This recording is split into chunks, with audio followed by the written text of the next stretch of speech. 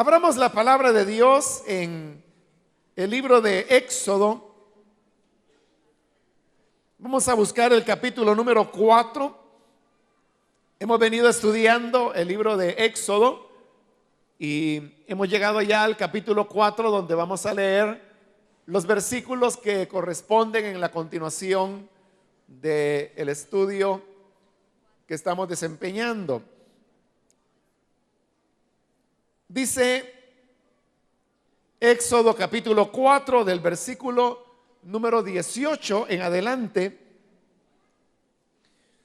Moisés se fue de allí y volvió a la casa de Jetro, su suegro. Al llegar le dijo: debo marcharme. Quiero volver a Egipto, donde están mis hermanos de sangre. Voy a ver si todavía viven. Anda pues, que te vaya bien, le contestó Jetro. Ya en Madián, el Señor le había dicho a Moisés: vuelve a Egipto, que ya han muerto todos los que querían matarte. Así que Moisés tomó a su mujer y a sus hijos, los montó en un asno y volvió a Egipto. En la mano llevaba la vara de Dios.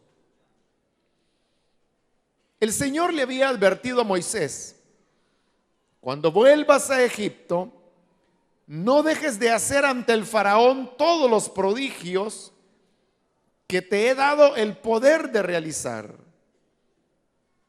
Yo, por mi parte, endureceré su corazón para que no deje ir al pueblo. Entonces tú le dirás de mi parte al faraón: Israel es mi primogénito. Ya te he dicho que dejes ir a mi hijo para que me rinda culto, pero tú no has querido dejarlo ir. Por lo tanto, voy a quitarle la vida a tu primogénito. Ya en el camino, el Señor salió al encuentro de Moisés en una posada y estuvo a punto de matarlo. Pero Séfora, tomando un cuchillo de pedernal, le cortó el prepucio a su hijo.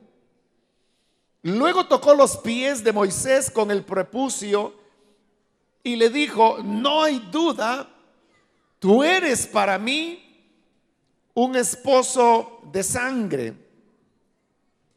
Después de eso, el Señor se apartó de Moisés, pero Séfora había llamado a Moisés esposo de sangre por causa de la circuncisión. Solamente eso leemos. Pueden tomar sus asientos.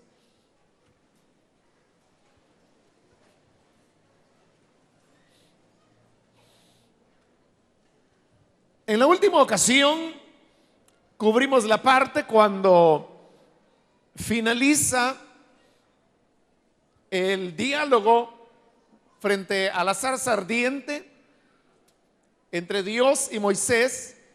Pero esto no significa que, habiendo finalizado ese diálogo, ya Dios no se comunicó más con Moisés.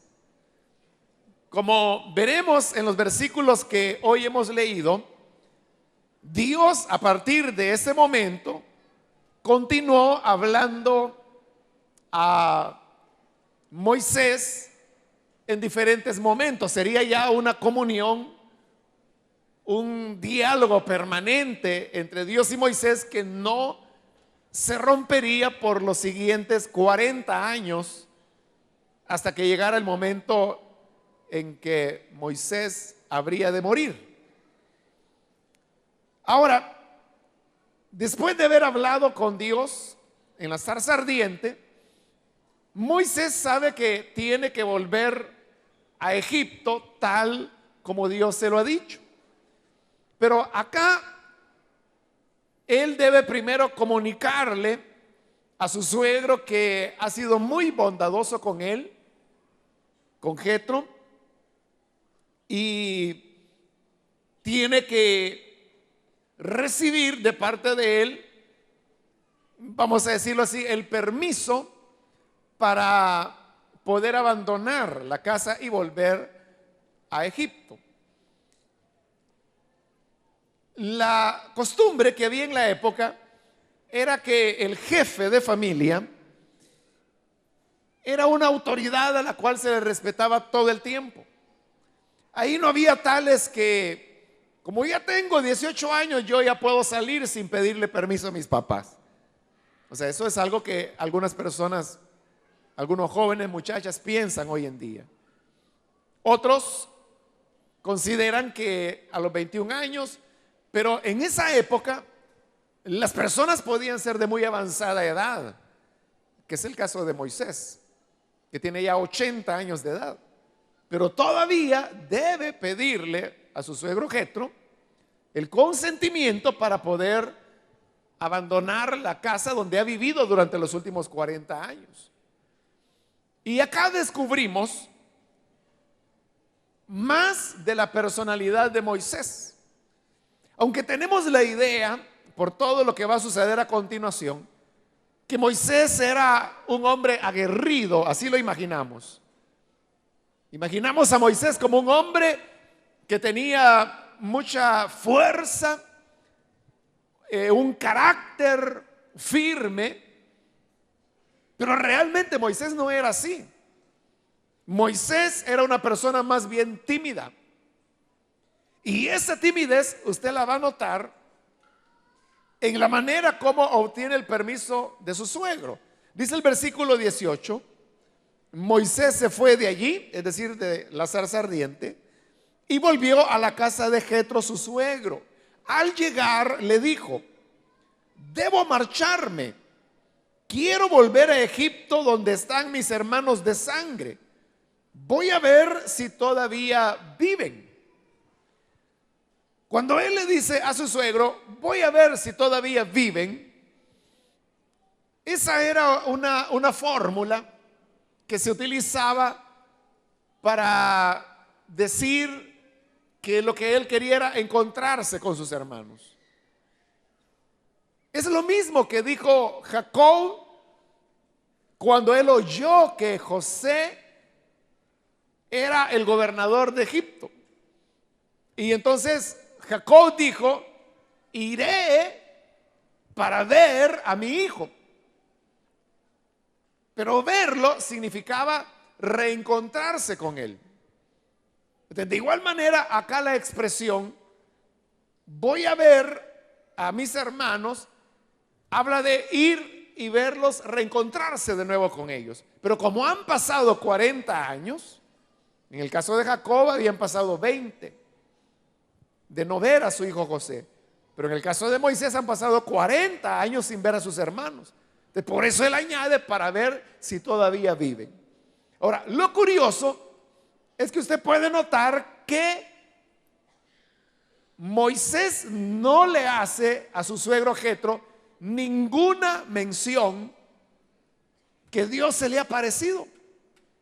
No le hace ninguna mención de la zarza ardiente, que Dios le ha hablado, que Dios le ha revelado su nombre, que Dios tiene un plan de liberación, que Dios quiere que él sea el instrumento humano de esa liberación. No le dice nada de la vara que se convierte en serpiente, de la mano que al colocarla en su seno se vuelve leprosa. No le dice nada de eso, sino que lo que le dice es: quiero ir a ver a mis hermanos. ¿Por qué razón Moisés no le dijo a Jetro la razón auténtica por la cual iba? En realidad lo que él está diciendo es más una excusa. ¿Pero por qué razón? porque al decirle esto, voy a ver a mis hermanos de sangre, implicaba que se trataba de una visita, que Moisés iría a Egipto, se reencontraría con sus hermanos y luego habría de volver a Madián. Pero si él va a lo que realmente va, que es a ejecutar el plan de liberación que Dios tiene, el proyecto de vida de Dios, eso implica que Moisés no va a volver a Madián, y en realidad no vuelve más. Él consideraba que esa idea de irse habría de ser no bien recibida por Jetro y que Jetro podría oponerse. Por eso es que no le dice la auténtica razón, porque él tiene temor que le vayan a darle una negativa. Por eso se lo presenta para dejar en Jetro la idea que él habría de volver cuando realmente él sabía que quizás no volvería, y repito, en realidad ya no volvió. Habría de encontrarse de nuevo con su suegro Jetro. Más adelante vamos a ver por qué. Pero no es ya en Madián. Esto, le digo, deja ver cómo Moisés era una persona más bien tímida, que si su suegro le hubiera dicho no, no vas, probablemente él no hubiese ido. Claro, Dios algo hubiera hecho en tal caso, ¿no? Con Jetro, con Moisés o con los dos, para que su propósito se cumpliera. Pero él mejor prefiere dejar las cosas como que si volverá, y por eso no le dicen nada de todo lo que está pasando. Eso, como le digo, revela el auténtico carácter de Moisés, donde uno puede ver que él es un hombre que no quiere entrar en complicaciones, y a complicaciones es a lo que Dios lo manda. Y como alguien decía, que peleó más Moisés contra Dios que lo que alega con Jetro. Más bien no quiso alegarle a Jetro, y por eso le presentó las cosas como que si él iba a volver. Porque oiga, imagínese que usted ha formado un hogar con su esposa, con sus hijos, y tiene ya 40 años de haber formado ese hogar, y que de repente usted dice un día, bueno, me voy y ya no vuelvo más, y se va. No lo van a dejar ir así simplemente. No le van a decir, ya te vas, vaya pues, que te vaya bien. No, ¿cómo va a ser eso? Si por 40 años usted ha estado allí. Eso es lo que sucedía con Moisés, que él había llegado a ser parte de la familia de Jetro, al punto que estaba casado con una de sus hijas, Séfora. Y como era que después de 40 años, bueno, ya me voy, ya no vuelvo. Entonces, eso es lo que no quería Moisés. Y por eso es que él se va del lado de la idea que era solo una visita la que él iba a hacer a Egipto. Como así lo entiende Jetro, entonces Jetro no le ve ninguna objeción y le dice, anda pues, que te vaya bien. Pero note que cuando le dice anda, ese es un imperativo. Se le está dando la orden que vaya, porque ese era el papel del cabeza de familia, que era el que tomaba las decisiones. Entonces Moisés le ha planteado una situación donde él quiere ir a visitar. Entonces viene Jetro y para autorizarle le dice, no le dice puedes ir, no le dice si es tu decisión, sino que le dice anda, le está dando la orden, anda pues. Pero eso significaba la aprobación. Así que Moisés sale, según Jetro, para ir a visitar a sus hermanos. Ahora, esa mención que hemos leído ahí en el versículo 18 podría dejar al lector con el sabor, bueno, entonces Moisés iba no seguro de lo que iba a pasar. O algunos también podrían interpretar, entonces Moisés ni siquiera estaba seguro si sus hermanos vivían o estaban ya muertos, porque dice que quiere ir a ver si están vivos. Entonces, podría quedar en el aire la idea como que Moisés iba a probar, probando, a ver cómo están las cosas. Y que si las cosas salían como Dios le había dicho, entonces sí. Pero si no salían como Dios le había dicho, entonces me regreso. Para que no quede ese sabor. Por eso es que en el siguiente versículo, que es el 19, se reafirma la auténtica razón por la cual Moisés va. Y dice el 19, ya en Madián, el Señor le había dicho a Moisés, vuelve a Egipto, que ya han muerto todos los que querían matarte. Pues está aclarando la Biblia, le está aclarando al lector que Moisés verdaderamente va porque el Señor le ha dicho, vuelve a Egipto. No es una visita de cortesía que a iniciativa de Moisés se hará, que es lo que Jetro ha entendido.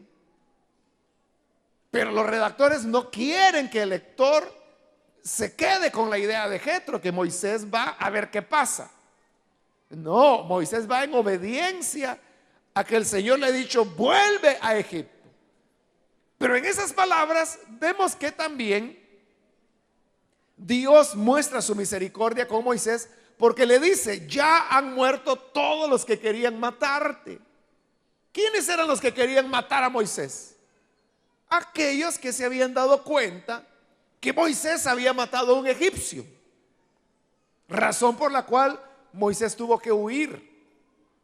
Pero esas personas, ese grupo de personas que recordaban, sabían lo que Moisés había hecho, ya habían muerto todos. Entonces ahora Moisés tiene, por la palabra de Dios, la seguridad que al volver a Egipto, ahí a nadie se acuerda de él, nadie de los egipcios, pero nadie tampoco lo está esperando para matarlo, porque él mató hace 40 años a un egipcio. Ya toda esa gente que lo sabía ya murió. Entonces Dios le está facilitando el camino a Moisés, le está dando confianza. Siempre que nosotros tengamos la disposición de obedecer a Dios y de cumplir con lo que Él nos pide, Dios en su misericordia allanará el camino. Él pondrá las condiciones, no nos va a quitar todas las dificultades, pero sí nos facilitará de la mejor manera que podamos hacer las cosas. Dice el versículo 20, así que Moisés tomó a su mujer y a sus hijos, los montó en un asno y volvió a Egipto. En la mano llevaba la vara de Dios. Aquí hay varias cosas que podemos mencionar en este versículo. En primer lugar dice que tomó a su mujer y a sus hijos, pero nótelo, hijos está en plural.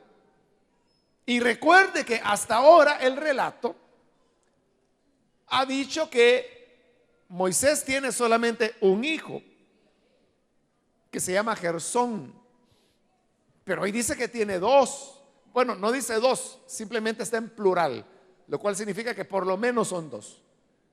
Más adelante, por el capítulo 18, me parece que es, se va a decir que el nombre del otro hijo de Moisés es Eliezer.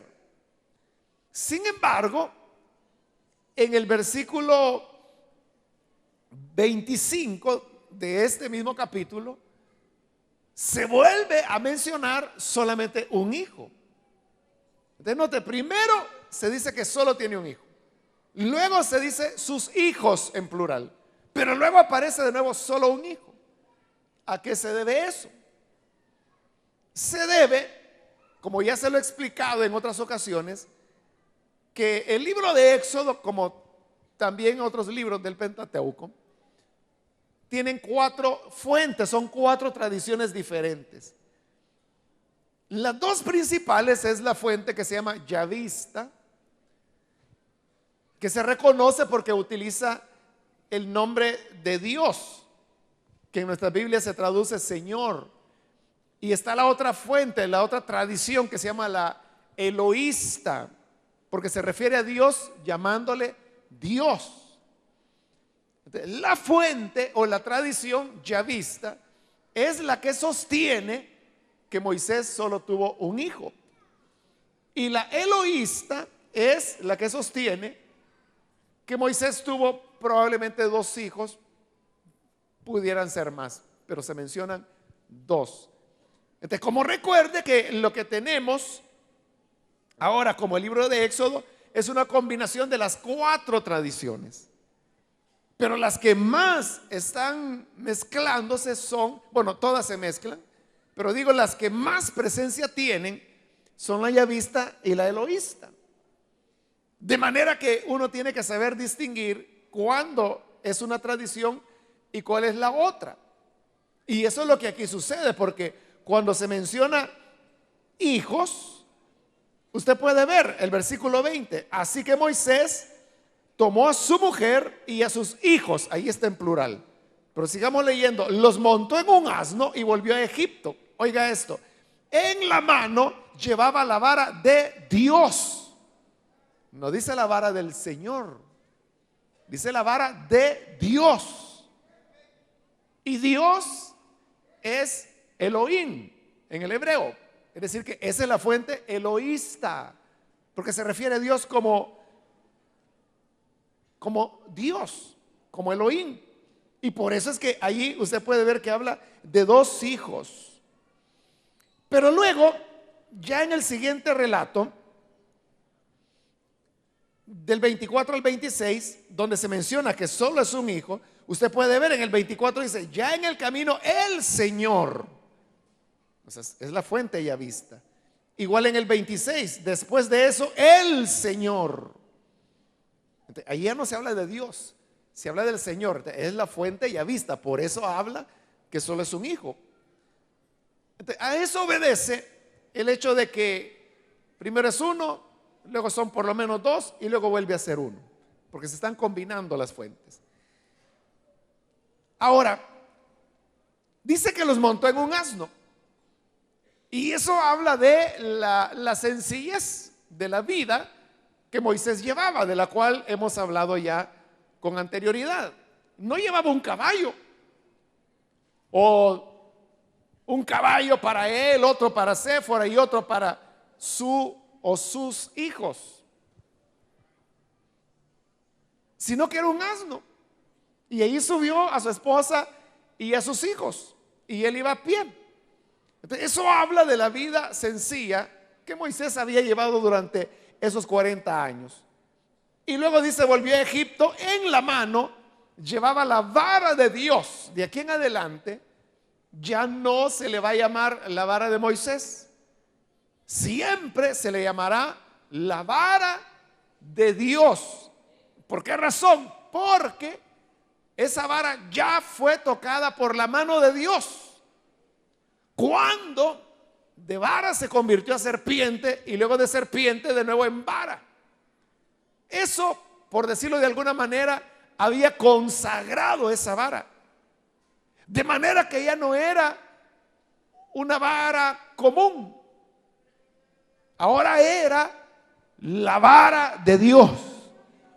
Todo aquello que nosotros ponemos al servicio de Dios llega a ser propiedad de Dios. Por eso lo que usted le dio a Dios ya es de Él, ya no es suyo. Y recuerde que lo primero que usted le ha dado a Dios es su vida,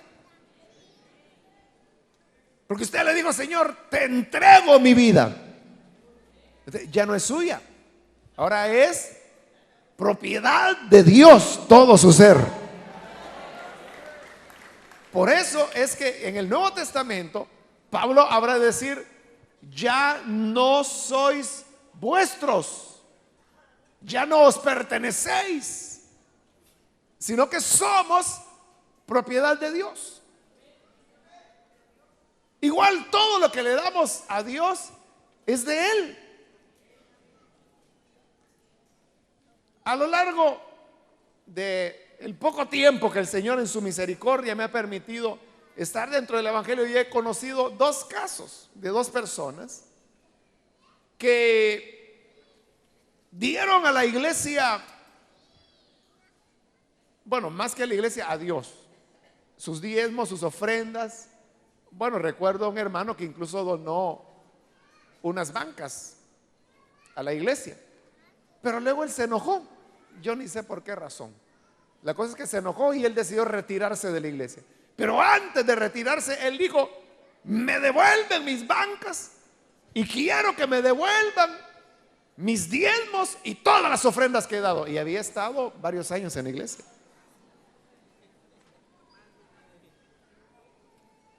Y entonces, bueno, ¿cuánto ha estado usted dando de diezmo? Tanto mensual. Y de ofrendas, tanto. Entonces él hizo el cálculo: vaya, entonces más o menos ha dado esto. Aquí está. Se le devuelve y aquí están sus bancas. Va, lléveselas. Ese es un gran error, porque lo que le dije, Dios tocó la vara de Moisés. Ya no era la vara de Moisés, ahora es la vara de Dios. Y lo que le damos a Dios es de Dios. Y lo mismo es el otro caso que le acabo de decir, que igual se molestó y luego dijo: me retiro de la iglesia. Pero esta persona no solamente había dado ofrendas y diezmos, sino que había trabajado en una parte de la construcción de la iglesia, y lo había hecho voluntariamente. Él dijo: no, yo voy a colaborar con mi mano de obra para construir, y colaboró en verdad. Pero luego, cuando se retiró, dijo: bueno, ahora me van a pagar todo el trabajo que yo hice acá. Está bien, ¿cuánto nos va a cobrar por el trabajo? Y cobraba una cantidad exorbitante. Pero le dijeron: oiga, ¿y qué de oro hizo las paredes? Pero se llegó a un acuerdo donde él bajó. Claro, los hermanos estaban conscientes. No vale, o sea, lo que él está pidiendo no vale. O sea, ni que fuera ingeniero o a saber qué, ¿verdad? Pero dijeron: paguémosle para que se vaya tranquilo. Bueno, se le pagó. Si se fue tranquilo, yo no sé, ¿verdad? Porque lo que uno da para el Señor es de Dios. Y si uno luego se lo quita, bueno, quiero decirle, en ambos casos, en los dos casos que le estoy hablando, tenía que suceder lo que sucedió. Ambos terminaron muy tristemente. Muy tristemente. Solo uno de ellos vive. Pero de ahí en adelante, la vida de ellos fue triste. Por eso no olvidemos que lo que le damos a Dios, y vuelvo a recordarle, lo primero que le dimos fue nuestra vida. Entonces no puede usted reclamársela. Por eso dice la Escritura que hemos sido comprados por precio. Ya no son de ustedes, somos del Señor. Así que no hagan nada sin antes preguntarle a Él. En el versículo 21, el Señor le había advertido a Moisés: cuando vuelvas a Egipto, no dejes de hacer ante el faraón todos los prodigios que te he dado el poder de realizar. Yo por mi parte endureceré su corazón para que no deje ir al pueblo. Fíjese que esto es algo que Dios no le dijo en la zarza ardiente. Es más, muchos creen que esto es una interpolación. En la Biblia, una interpolación se le llama a un pasaje que por su contenido uno sabe que pertenece a otro lugar de ese libro, pero que ha sido movido y colocado en otro sitio. Eso se llama interpolación. cuando un pasaje se mueve de un lugar a otro. Y eso es lo que se cree que ha sucedido con los versículos 21 al 23. ¿Por qué razón? Porque acá usted puede ver que dice que el Señor le está advirtiendo a Moisés: yo endureceré el corazón de Faraón para que no deje ir a mi pueblo. Es más, hasta le anticipa la plaga número 10. Pues dice en el 22: entonces tú le dirás de mi parte al Faraón: Israel es mi primogénito. Ya te he dicho que dejes ir a mi hijo para que me rinda culto, pero tú no has querido dejarlo ir. Por lo tanto, voy a quitarle la vida a tu primogénito. Pero note que le está diciendo ahí al final, o sea, porque la muerte de los primogénitos egipcios es la última de las plagas, lo que va a permitir el éxodo, la salida de la esclavitud. Pero ya se lo está diciendo de antemano. Ahora, ¿por qué razón no podía haber ido ahí ese pasaje? Porque ya en el siguiente capítulo vamos a ver que ante la primera exigencia de Moisés a Faraón diciéndole que deje ir al pueblo, el Faraón, ¿qué hace? En lugar de dejarlos ir, les pone más trabajo. Les va peor, hay más opresión. Pero aquí viene el punto: ¿cómo reacciona Moisés ante ese incremento de la opresión hacia sus hermanos? Él no dice: esto es lo que Dios ya me había dicho, que iba a endurecer el corazón de Faraón. Esa no es la reacción de Moisés. ¿Cuál es la reacción de Moisés? Él se siente conturbado, confundido. Él no sabe lo que está pasando. Incluso le reclama a Dios y le dice: para esto me enviaste, para que hoy la gente esté peor, mejor no hubiera venido. Me has enviado para que ellos sean afligidos todavía más. Esa sorpresa o esa expresión de confusión, Moisés no la hubiera tenido si él hubiera sabido eso. Por eso se sabe que es una interpolación, es decir, esto es algo que fue tomado de más adelante y trasladado acá. Porque recuerde la línea de lo que está ocurriendo. Lo que se quiere reafirmar es que Moisés no va de visita a Egipto, sino que va a ejecutar el plan de Dios. Y ese plan, es cierto, incluye todos estos aspectos, pero estos aspectos aquí todavía no le han sido revelados a Moisés.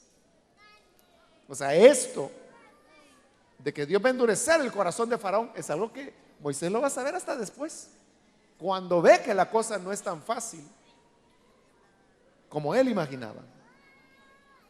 Quiero llamar su atención al versículo 22, donde dice: entonces tú le dirás de mi parte al Faraón: Israel es mi primogénito. Esa frase es importante porque es la única vez en toda la Biblia en que Dios dice: Israel es mi primogénito. Es la única vez. Entonces, ¿por qué es importante? Porque el primogénito no solamente implica la idea que es el primer hijo que se tiene, sino que también implica la idea que el primogénito es el que goza de un favor especial del Padre, que goza de doble herencia, por ejemplo, entre otras cosas que podríamos mencionar. Pero ¿por qué es interesante que se le llame a Israel primogénito? Porque si es el primogénito, entonces es el primero de los hijos de Dios. ¿Y quiénes son los otros hijos de Dios? Los otros pueblos que habrán de venir. Otras naciones habrán de venir al conocimiento del Evangelio. Es ya una anticipación que los tratos de Dios no son exclusivos Para Israel, claro, Israel tiene, voy a decir así, un trato preferencial de Dios, precisamente por ser el primogénito. Pero no es el único pueblo con el que Dios va a tratar, sino que hay muchas otras naciones y por eso lo llama primogénito, porque después de Israel vendrán más pueblos. Bien, vamos ahora al versículo 24. Aquí nos encontramos con un relato complicado y que despierta muchas preguntas. A mí por lo menos, no sé cuántas veces me han preguntado ya, ¿por qué sucedió esto? Porque Dios ha comisionado a Moisés, ha hecho todo lo que ya hemos visto, pero vean lo que dice el versículo 24. Ya en el camino, van camino a Egipto, el Señor salió al encuentro de Moisés en una posada, es decir que ya habían salido de Madián, ya iban camino a Egipto. No sabemos cuántas jornadas se habían hecho ya. Pudiera ser la primera jornada, porque dice que llegaron a una posada y la costumbre en la época era que los viajeros salían muy de mañana, a veces antes que el sol saliera, porque querían avanzar antes que el calor del sol se hiciera. Luego, cuando ya el calor era muy fuerte, ellos se detenían y comían y esperaban a que dieran algo así como a las 3 de la tarde, cuando ya el sol comenzaba a bajar, y seguían caminando unas 2, 3 horas más hasta llegar a donde hubiera un lugar donde dormir. Entonces, como están en una posada, significa que al menos ellos ya llevan una jornada de camino, pudieran ser más. Pero dice que estando en la posada, el Señor salió al encuentro de Moisés y estuvo a punto de matarlo. Ahí viene la gran pregunta: ¿por qué Dios quería matar a Moisés? Si acaso no había luchado con él tanto tiempo. ¿Acaso no Dios hasta se enojó de tanta objeción que Moisés le puso? 4 objeciones, y a todas ellas Dios tuvo que irle respondiendo con una provisión, una manifestación de poder. Entonces, ¿por qué lo quiere matar hoy? Pero no solo está el punto que lo quiere matar, sino cómo se resuelve la situación. Pues dice el versículo 25 que Séfora, la esposa de Moisés, tomando un cuchillo de pedernal, le cortó el prepucio a su hijo. Fíjese, hoy es uno otra vez. Ya no son hijos, hoy solo es uno, al cual circuncida. Y dice, luego tocó los pies de Moisés con el prepucio y le dijo, no hay duda, tú eres para mí un esposo de sangre. Y después de eso el Señor se apartó de Moisés, dijo, ya no lo voy a matar. Pero Séfora había llamado a Moisés esposo de sangre por causa de la circuncisión de su hijo, que repito, aquí, como ya estamos en la tradición ya vista, vuelve a ser uno. Entonces, ¿cómo se explica todo esto? Hermano, usted puede encontrar una gran cantidad de opiniones acerca de cómo interpretar este oscuro pasaje. ¿Qué fue lo que sucedió? Pero no vamos a ver todo eso. Solo quiero mencionarle que la explicación más adecuada es que usted recordará que cuando hablamos del carácter de Séfora, dijimos que Séfora era una mujer de muy mal carácter.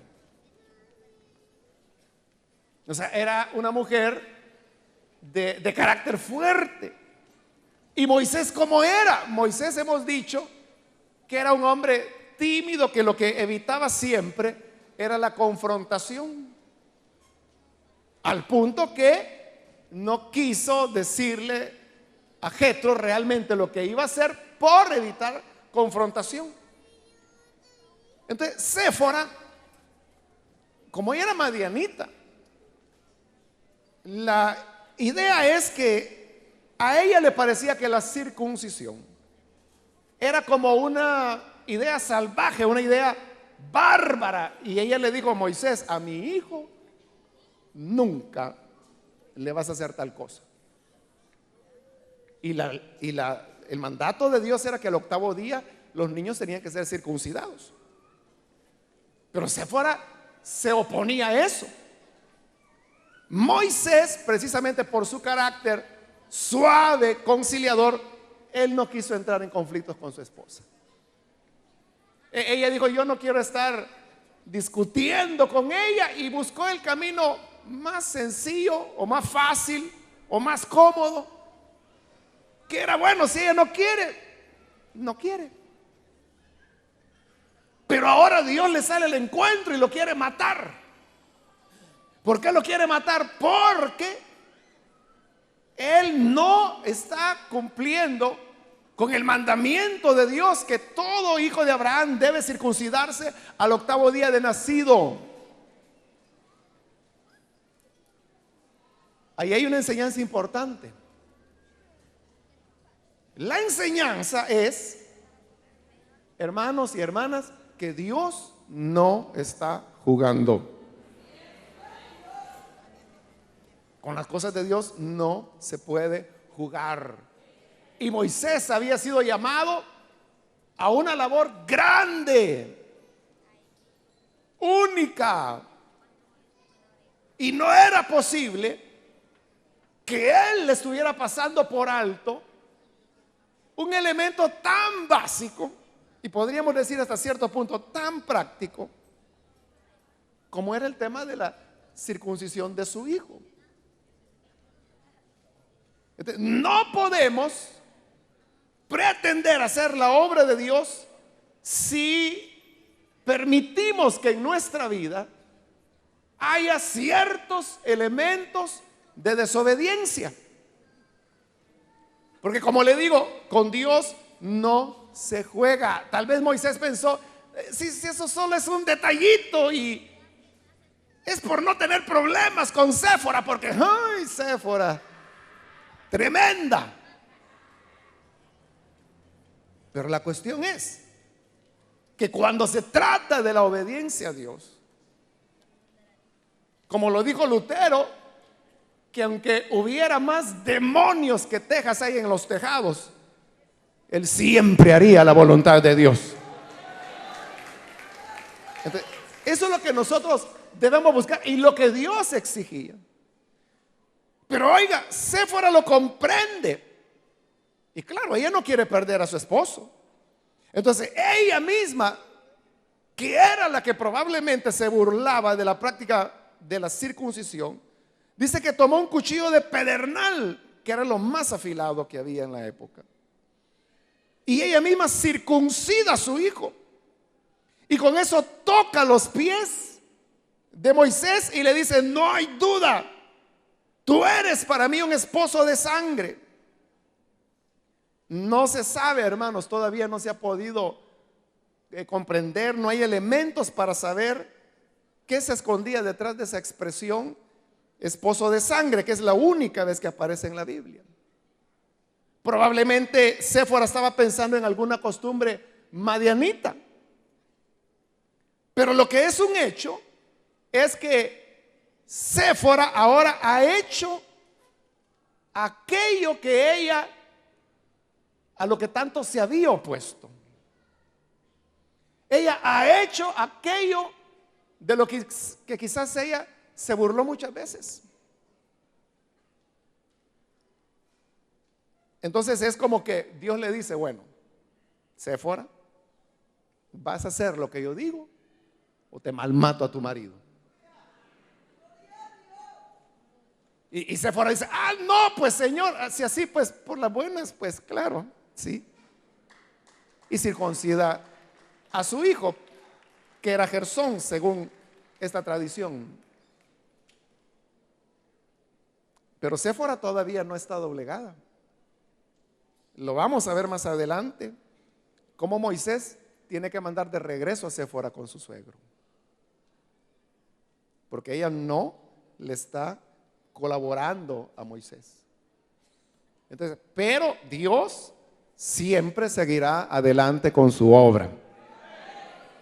Por eso le digo, las cosas de Dios, hermano, en verdad son serias. O sea, yo sé, hermanos, que hoy ya no es la época de la ley. Cuando Dios habla desde un monte, hoy Dios es más misericordioso, está más cerca de nosotros. Y por eso podemos ver la iglesia como, bueno, como la vemos, ¿no? Y es cierto que somos una comunidad de creyentes. Nos conocemos, nos saludamos, hablamos de servir a Dios, de la obra de Dios.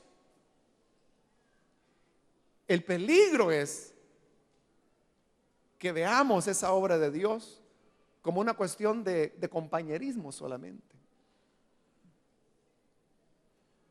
Y que dejemos de lado la seriedad que la obra de Dios demanda. Con esto yo no le estoy diciendo que usted no puede bromear con los hermanos o no puede comer un día con ellos o que va a andar serio o seria toda la vida. No, no digo eso. Pero lo que sí estoy diciendo es que las cosas de Dios deben ser serias. Serias, o sea, al estar aquí en la casa de Dios, y no solo aquí, sino que donde quiera que vayamos, debemos andar en rectitud, porque al que más se le da, más se le demanda. Y si las personas no quieren colaborar por libre iniciativa, Dios tiene métodos, como queda aquí demostrado, donde Séfora corriendo hizo lo que siempre se había negado a hacer. Y que Moisés, el enojo, uno diría, bueno, ¿y por qué Dios no se enojó contra Séfora, sino que contra Moisés? Porque Moisés es el que había sido demasiado condescendiente. O sea, Moisés era lo que nosotros llamamos una persona que es un pan de Dios, un alma de Dios. Eso era Moisés. Alguien que no quería estar gritándole a Séfora o diciéndole, aquí yo soy la cabeza. No, Moisés no quería eso, pero eso es lo que Dios hoy le está recriminando. Claro, mire, en realidad Dios continúa ayudándole a Moisés, porque ya no tuvo Moisés que convencer a su mujer. Fue Dios quien la convenció para que ella entendiera la seriedad de la circuncisión y la seriedad que representa el hacer la obra de Dios. Así que, hermanos y hermanas, cada uno de nosotros debemos ver así la obra de Dios. Aunque usted venga aquí a la iglesia varias veces por semana y tiene años de venir y usted ya está tan familiarizado, ya la silla usted ya la conoce. ¿Cuál es la suya? Y tal vez en la limpieza se la cambiaron de lugar y dice, no, esta no es mi silla. Pero la encuentra. ¿Cómo? A saber, ¿verdad? Pero esa familiaridad puede llevarnos a que veamos las cosas de manera tan familiar que perdemos el sentido de la seriedad que tienen. Que Dios nos guarde. No vaya a ser que Dios nos aparezca en el camino a querernos matar también porque algo está bien, algo está mal en nosotros. Por eso le digo, toda área de desobediencia en nuestra vida debemos remediarla, debemos resolverla. De otra forma es peligroso. Vamos a orar, vamos a cerrar nuestros ojos. Y quiero invitar a aquellos amigos o amigas que todavía no han recibido al Señor Jesús como su Salvador. Quiero decirle que el primer paso de obediencia que debemos dar es el entregar nuestra vida al buen Salvador. Por esa razón, quiero yo animarle hoy, si hay alguna persona, algún amigo o amiga que todavía no ha recibido al Hijo de Dios como su Señor. Mire, esto es algo que usted tiene que resolver. Las cosas de Dios no son un juego. Esto no es cuestión de iglesias. Esto no es cuestión de los evangélicos. Es algo que Dios ha dicho en su palabra. El que cree en el Hijo tiene la vida. El que no cree en el Hijo no tiene la vida. Punto. Dios es claro. Por ese motivo yo le animo para que hoy usted pueda venir y entregarle su vida al buen Salvador. Quiero invitar entonces a cualquier persona que por primera vez necesita creer en el Hijo de Dios. Ahí en el lugar donde está puede ponerse en pie, por favor, en señal que usted desea creer en el Hijo de Dios. Muy bien, aquí hay un muchacho que está pasando. Bienvenido. Alguien más que necesita venir para creer en el buen Salvador. Hoy es su oportunidad. Puede ponerse en pie para que venga y crea. Porque mientras no recibimos a Jesús, estamos en una situación de desobediencia. Eso fue justamente lo que le ocurrió a Moisés. Y Dios por poco lo mata. Vea cómo Dios, aún aquellos a quienes Él más ama y que le había tomado 80 años en formar, se puede deshacer de Él en un minuto si se dan el lujo de tener algún elemento de desobediencia. Por eso venga usted y crea en Jesús. Póngase en pie.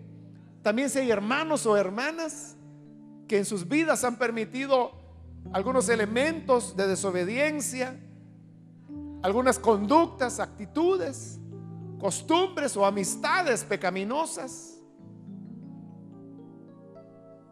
algún tipo de hábito pecaminoso. Pero si usted quiere hoy reconciliarse, le invito para que se ponga en pie en el lugar donde está y así comience a limpiar de su vida lo que está mal. Muy bien, aquí hay otra persona. Dios lo bendiga, bienvenido. ¿Alguien más que necesita venir? ¿Puede ponerse en pie? La circuncisión se consideraba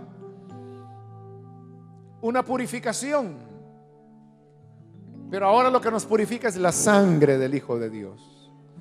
Muy bien, aquí hay otro hombre. Dios lo bendiga, bienvenido. ¿Alguien más que necesita pasar o reconciliarse? Venga a recibir la purificación, la limpieza que solamente la sangre del Hijo de Dios puede dar. Le invito para que venga y renunciemos a todo lo oculto. Así lo dice la palabra de Dios, que debemos renunciar a todo lo oculto y vergonzoso. Bien, aquí hay otra persona. Dios lo bendiga, bienvenido. Alguien más que necesita venir, puede ponerse en pie. Venga. Hoy es su momento, su oportunidad.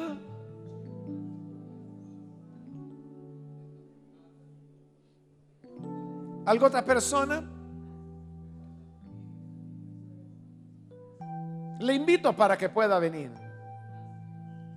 Voy a finalizar, hago la última invitación. Si hay alguien más que por primera vez necesita venir a Jesús o reconciliarse con Él, venga en este momento, porque esta es ya la última invitación la que he hecho. No la deje escapar.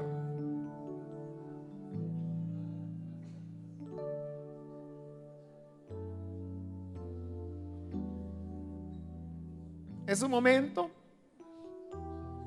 Muy bien, aquí hay otra persona, bienvenida. ¿Alguien más que quiere aprovechar estos últimos segundos ya venga y vamos a orar. ¿Hay alguien más? A usted que nos ve por televisión, también le invito para que se una con nosotros en esta oración y reciba a Jesús en su corazón.